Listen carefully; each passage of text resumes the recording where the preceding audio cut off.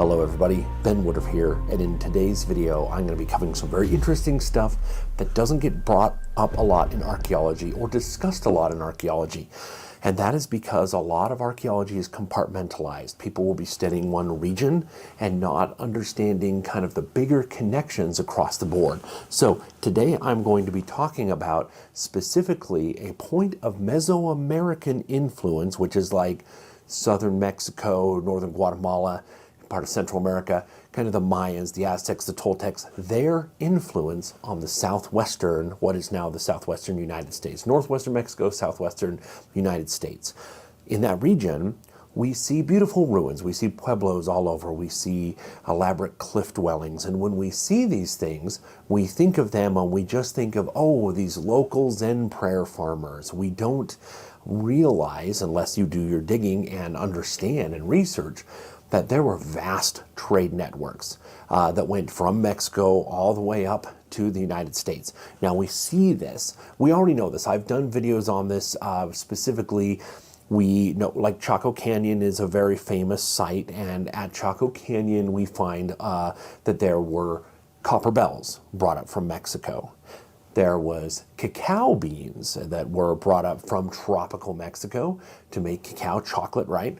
And there was beautiful shells that were cut and made into beautiful shell jewelry from the Pacific Ocean. And most importantly, there were live macaws, scarlet macaws, military macaws, and thick-billed parrots. But the scarlet macaw was a big deal. And I did a big video about the scarlet macaw trade and everything about it. I will put a link to it in this description. I recommend when you have time, go ahead and watch it because it's illuminating the hundreds and hundreds of macaws that have been found all over the southwestern United States. Now this is important to remember because macaws are 700 miles to 1,000 miles away from where these remains have been found. So they're coming out of tropical regions and being shipped up. They were very sacred. We understand that because why would that be so important to have an animal have such religious and spiritual status that's not from your region? I mean, that's like me here in Utah being like, the giraffe is sacred to my people. It's like, well, the giraffe isn't from your area. But this was very important.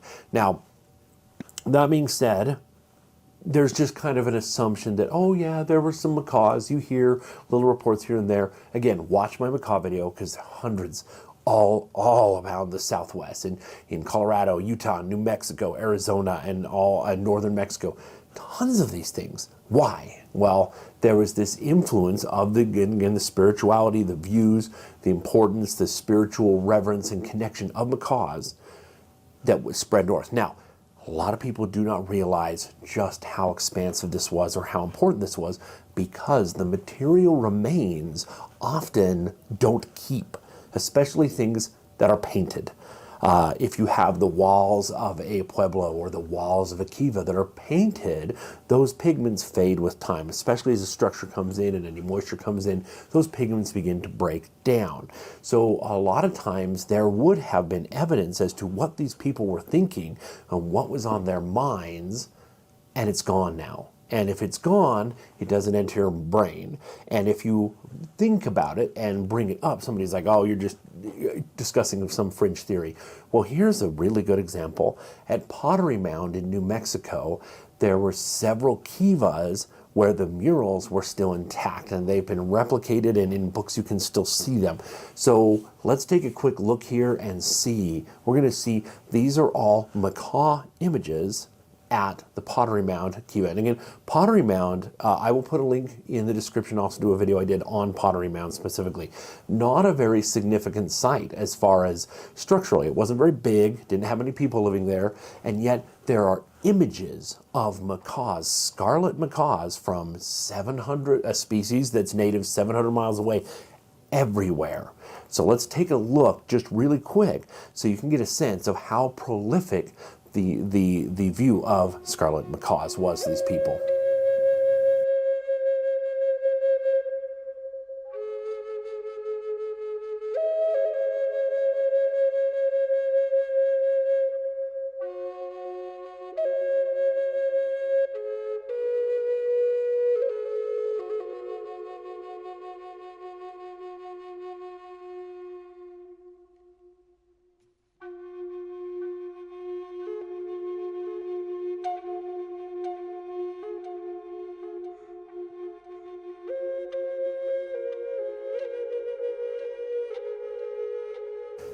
seeing all of these images, what I want to impress upon your mind is that scarlet macaws were very much on the center of the mind of these people. More than any other animal image in this site, there's macaws everywhere.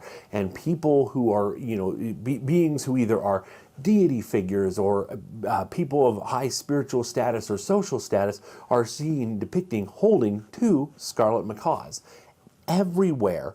You're not seeing much of the regular wildlife of the area. You'll occasionally in these kivas see a deer. You'll occasionally see, a bighorn sheep or something.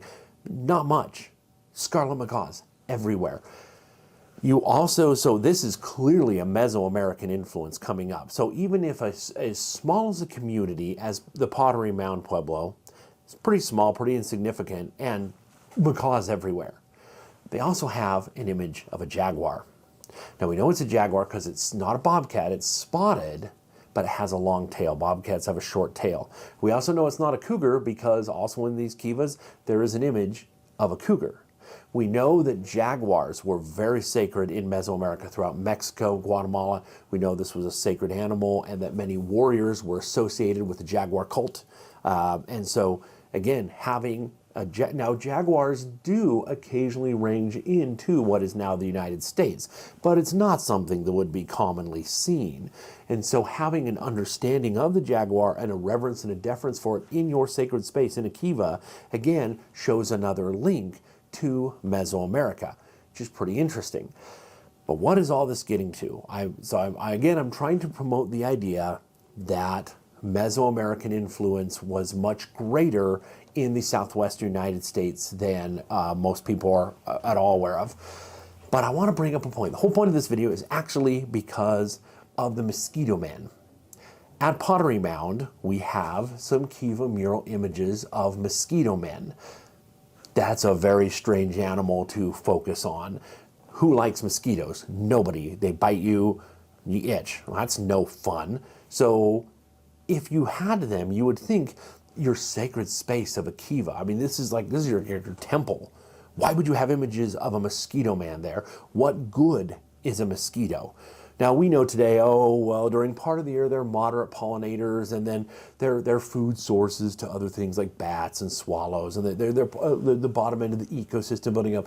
Native Americans didn't care about that. A mosquito is just a bad thing that bites you. So why in your sacred space would you have a giant painted image? And again, you need to think of it through the lens of people of that time. Painting today, you just go and get yourself some acrylic paint and a paintbrush. They had to make the paintbrush out of rendered yucca fibers, and you had to make your own paint by mixing animal fat and or hide glue that's rendered down with earth pigments that you've gone out and gathered to make your paint. That takes a lot of work, and especially to make a big mural painting of a mosquito, it's a lot more important than it would be today. If I did that same image today, I'm just taking some spray paint, whatever. This took thought and process and had meaning. If you're going to commend an animal image that size with that type of paint on the inside of your most sacred space, it has meaning. Now, this in books and archaeological papers has just been like, there's macaws everywhere in these images, and there's some people and some hunters and a few other animals and some lizards, and there's some mosquito men.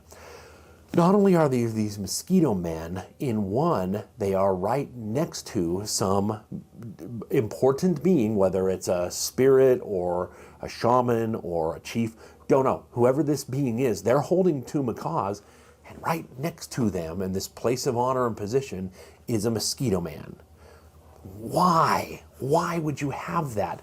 I'm going to make a suggestion, because people are not aware just how much influence Mesoamerica had on the Southwest, and potentially vice versa. So the Mayan scriptures have been properly preserved. The Mayan scriptures are called the Popol Vuh, and I have spent years, I've dedicated about a decade and a half now to researching every facet that I can of the Popol Vuh. Now, it's as long as any other book of scripture for any other people, like the Bible, so I can't tell you the whole story of it, but there's an important role that mosquitoes play in this. So just jumping into the middle of the story, this is really important. I'm suggesting that this is why these mosquitoes are so prominently in the Pottery Mound Kiva. So in this book of scripture, the Popol Vuh, backing up, there's these original hero twins and the lords of death, the lords of Xibalba, say, come down, you're great ball players, we're ball players too, come to the underworld and we'll test you and we're going to do a battle. And the first thing they do is they come to this room and they try to be respectful, and the lords of death are like, tell us our names. And they're like, well, we don't know your names. And they laugh at them. They're like, well, here, come have a seat here on this nice stone bench. And they sit on the bench and it burns their butts because it's actually a heated oven underneath. And they're like, ha ha ha, okay, well now we're going to play a ball game every day, and every night we're going to go to these different houses of torture that you have to survive. Well, they don't make it and they die. Years later, their sons, Hunahpu and Xbalanque, come down, and they're like, they get invited down too, and they're like, well, we're magical beings and we're going to win and we're going to avenge our dad's deaths and actually bring them back to life.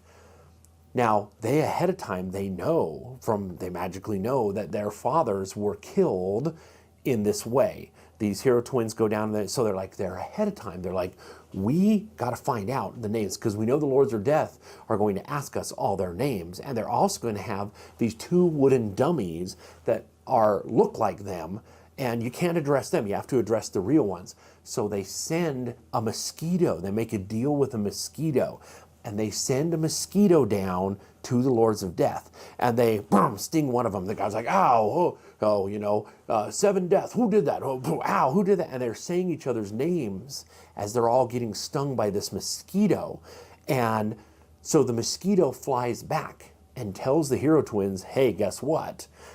Here's the names of all the different lords of death, and these two over here are fake wooden, unreal lords of death, so don't address them. When they come in and you hear these voices and they're saying, here, we're the lords of death, tell us our names, then say, oh, those aren't you, you're somewhere else, you're over here hiding behind this table. And so in this way, the hero twins, using the help of mosquito, were able to pass all the first set of tests. They also, when the lords of death are like, here, sit on this bench, you're like, no, we're not going to do that, we'll just stand over here. And the lords of death are like, what? They didn't get their butts burned. So the very first set of tests that Hunahpu and Xbalanque went through, they made it through with the help of a mosquito. And ever since then, throughout Mesoamerica, the mosquito was a revered creature. Even though it'll sting you and you get itchy and it's nasty, there was a reverence and a deference and an association with this is among the smallest of things that will help you to achieve greatness. Now, we have hero twins myths all throughout the Southwestern United States, and actually all the way to the Northeastern United States. There's always these stories of hero twins. Throughout Pueblo cultures and Hopi and Zuni and Dene, Navajo, all these tribes today will still have legends of hero twins, and they'll have again, I will do a more in-depth video another time going into this, but they go into great depth and really very much step by step seem to be the exact same story as the Popol Vuh. Only subtle differences, like the names will be different, or instead of using blowguns, they're using bows and arrows, or instead of climbing to the top of a calabash tree to fight this demon bird, instead they're climbing to the top of Ship Rock, New Mexico to kill this demon bird. So now I don't know where things started. I just see the Popol Vuh and I see these stories all the way up north. We clearly have a great reverence for macaws. And again, watch my macaw video if you really want to have an understanding of how in-depth that actually goes. But my point is, something as simple as a Mosquito Man can be easily overlooked. It could just be, there's a mural of a mosquito. The people of Pottery Mound were not the Mayan people. They had their own beliefs, but their neighbors and ideas influenced them. Again, by the fact that they had live macaws coming up from 700 miles away that they kept, and they had macaw murals painted all over the place and jaguar murals. Again, that's not from their area. So again, I would suggest that the fact that this Mosquito Man is throughout these murals and is so prominently placed right next to a being holding two sacred scarlet macaws shows some sort of reverence or appreciation for the mosquito. And I suggest, again, that is because of Mesoamerican origins, such as the Popol Vuh. Now, we don't know what else is out there. When I go to ruins around the Southwest, I often see inside of kivas and inside of pueblos, I'll see walls that clearly used to have pigments and used to have paintings on these walls, and these images are no longer there. But we can kind of make assumptions that it could be similar to what we have at Pottery Mound. So anyways, I wanted to share this with you because I would like to get this idea out there and get people discussing it. I would love to know in the comments what you think about this. If you go into depth, I highly recommend anybody not only read but study the Mayan Popol Vuh. And if you start looking at modern tribes from the Southwest United States and Northwestern Mexico, and you look at the ancient art of peoples in these regions, you cannot unsee what you know. Once you've read the Popol Vuh, you can see how many connections are there. And again, it doesn't mean that they're exactly the same, but we know they were trading goods, they were trading people, they were trading items, they were trading religious ideas back and forth. And it seems that a lot of these theological ideas made it up north as well. And again, I suggest to you that the Mosquito Man of Pottery Mound kivas are influenced from ideas from Mesoamerica. So I hope you enjoyed this video, and again, let me know your thoughts, comments, your perspectives on this.